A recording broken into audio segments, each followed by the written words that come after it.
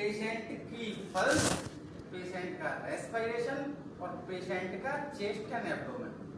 कैसे देख रहा है कि कई बार सांसें स्लो लेता है, हो सकता है हम फील ना कर पाए, पल्स बहुत लो हो, नॉन रिकॉर्डेबल हो तो वो हम फील नहीं कर पाएंगे।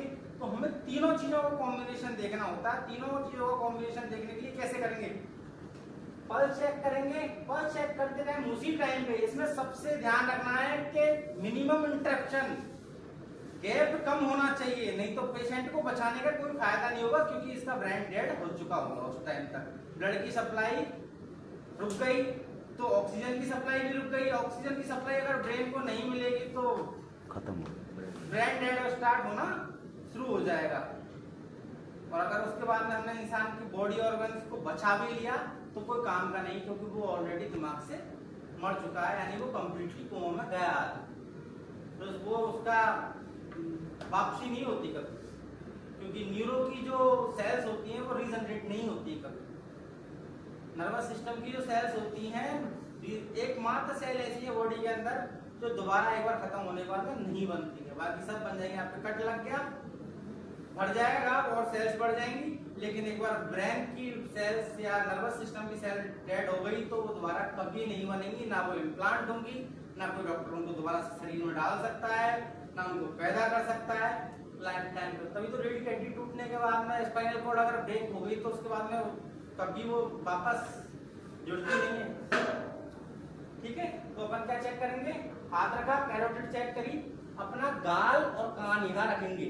उसका फायदा क्या होगा, अगर मुंह से या नाक से सांस निकल रही तो हमारे फील होगी, हल्की फुल्की आवाज भी आएगी, कुछ महसूस होगा।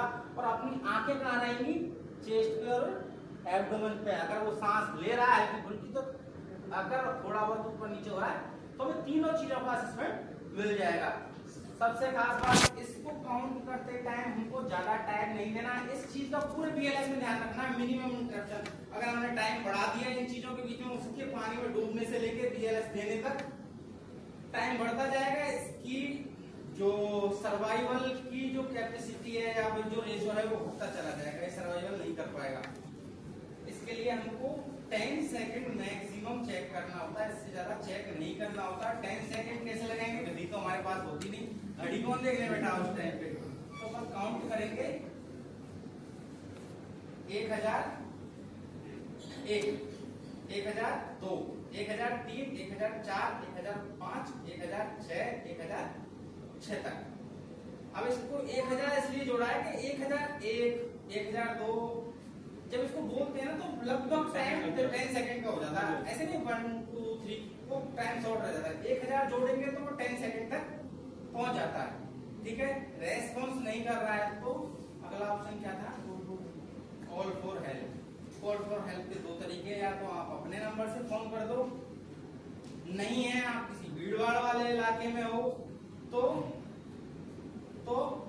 सामने वाले को बोल दो, लेकिन पर्टिकुलरली गाइडलाइन के अनुसार पर्टिकुलर बोलना है। कैसे, आप इतने सारे लोग बैठे हो, कई बार ऐसा भी होता है, अरे एम्बुलेंस को फोन करता हूँ, जब मैं सोचता हूँ यार इसने कर दिया होगा, हो सकता है उसने कर दिया होगा, क्या उसने कर दिया होगा, और किया किसी ने नहीं। या फिर ऐसा हो जाता है कि 4 लोगों ने फोन कर दिया हो, तो उसमें हम पर्टिकुलर कैसे करेंगे, ब्लैक शर्ट वाले भैया, ग्रीन शर्ट वाले भैया, एम्बुलेंस को कॉल कर दो। आपको पर्टिकुलरली बोलना है। आप जानते तो नाम ले लो, नहीं जानते तो कोई पहचान के साथ में उसको बोलो। और नई गाइडलाइन ये आई है कि पहले सिर्फ हम एम्बुलेंस पे कॉल करते थे, लेकिन आजकल हम ये भी बोलते हैं मेडिकली तो एईडी साथ में लेके आओ। एईडी एक डिवाइस होती है जिसे डिफिब्रिलेटर